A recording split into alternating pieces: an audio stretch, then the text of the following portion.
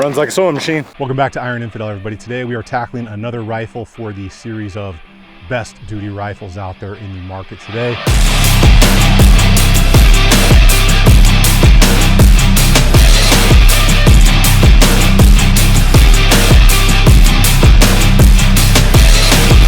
We have the Defense M4A1 Risiii. So this is their new offering in the fully ambidextrous lower receiver variant. And this one has the 14.5-inch barrel with their pin welded muzzle device to get you to 16 inches overall. So you can pick it up pretty much anywhere and not have to get a tax stamp or go through your department.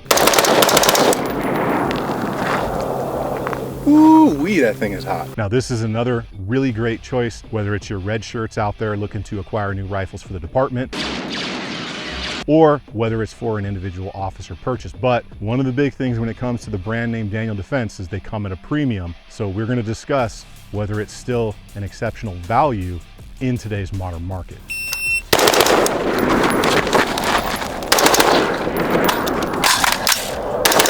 Now, I'm sure many of you have heard of Defense before, or commonly referred to as DD or Danny D, but if you haven't, they really kind of gained notoriety for their Mark 18 rail system during the global war on terror, which was probably at the time the best, most revolutionary and durable rail that had been entered into the market in an extremely long time when others were still using friction fit rails around the barrel nut. That lockup system just literally changed the game to the point where it was on several different variations from the Block 1, Block 2, and all kinds of civilian rifles out there. And the Mark 18 is still probably one of the most cloned rifles out there in existence in 2025. Now this Defense M4A1 does come with a little bit of a story we've got to talk about as far as QC goes. But before we get into that, make sure you do subscribe to the channel if you like videos like this, and check out ironinfidel.com for the battle bottles, the tumblers, the fitness gear, the dagger and knot blades, and of course, the softest clothing in the business at ironinfidel.com.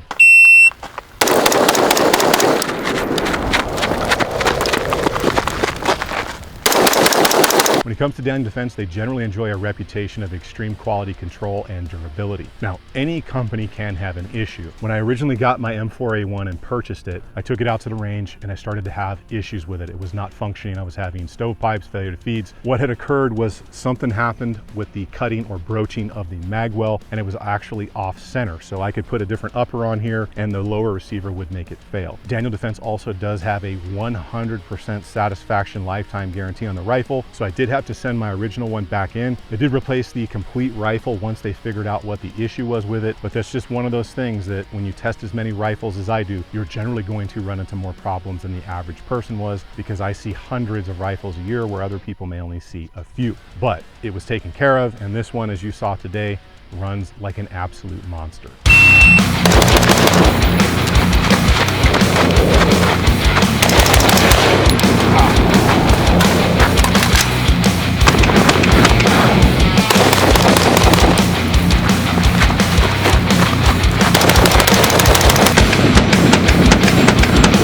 So the shootability and performance of the M4A1 Risiii. Again, this is the 14.5 with a pin and welded muzzle brake, so you get right at about 16 inches rather than like 17.5 if you were to have a 16, which is one of my favorite lengths because you still maintain great ballistics with self-defense and precision ammo while getting a little bit shorter of a package and still having something that's extremely maneuverable and pretty well balanced. Even when you've got stuff like an optic, a D-ball, and a big light out front with a hand stop, it's still an extremely solid weight with very great maneuverability. The overall weight of this rifle comes in right at about 6.3 pounds, which makes it a great weight once you get all your options on this, because it's going to have a little bit of weight to it without being too heavy to help soak up recoil, but not be so heavy that if you're stuck on a perimeter position forever as a patrol guy, you don't get super tired holding this rifle out there for long periods of time.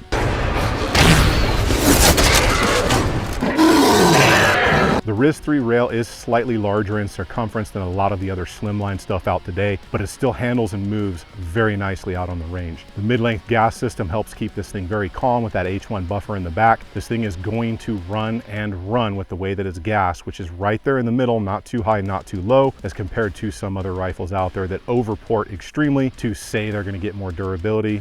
While that can be true, it also just wears on your parts. The furniture on this one actually feels pretty good, but it's not everybody's favorite. it's directly from Daniel Defense, and some people have complained that that rubber lining on there does start to peel off after time, especially in hotter climates like Arizona when run hard. The barrel is pin welded, so if you want to change the muzzle device you can, but you're probably going to have an armor or a gunsmith do that for you. The controls on this thing, from the ambidextrous stuff to the magazine release, are extremely easy to use, and this really makes it a great rifle for lefties and right-handed people and everybody out there that just wants an ambidextrous setup to run this off and primary handed. The trigger on this version is a mil-spec from Daniel Defense, and honestly, it just feels like a gritty mil-spec trigger. But it can be upgraded. In mine, I'm currently running the CMC Performance component trigger, which is a huge upgrade as compared to the mil-spec one. But overall, this rifle is going to run and manage like a system that is moderately gassed and feel extremely solid while it's running out there on the range.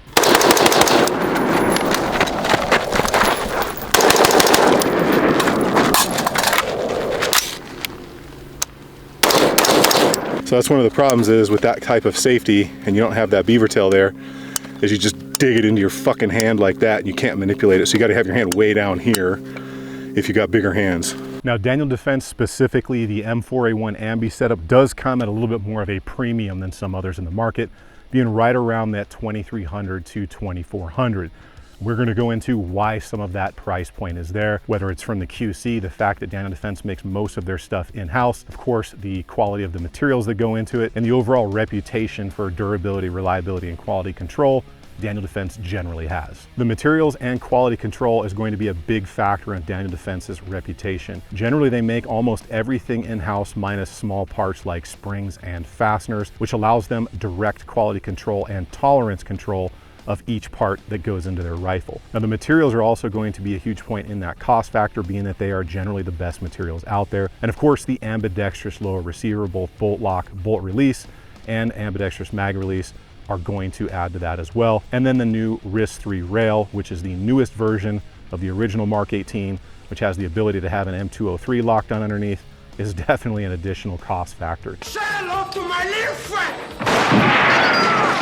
The barrel is cold hammer forged chrome lined. It's made of chromoly vanadium steel with a mid-length gas system chambered in 5.56. It is magnetic particle inspected and high pressure inspected and tested as well. The BCG consists of 8620 on the carrier, Carpenter 158 on the bolt, which is properly chrome lined in all the key mil-spec areas. It is properly staked with grade 8 hardware and has a heavy phosphate coating, and again is high pressure inspected and magnetic particle inspected. So what does the M4A1 Risiii not have that some others might have in the current market? And quite honestly, it has just about everything you can ask for, from the Ambi controls to really solid materials in a modern fighting rifle, duty rifle, or a combat style rifle.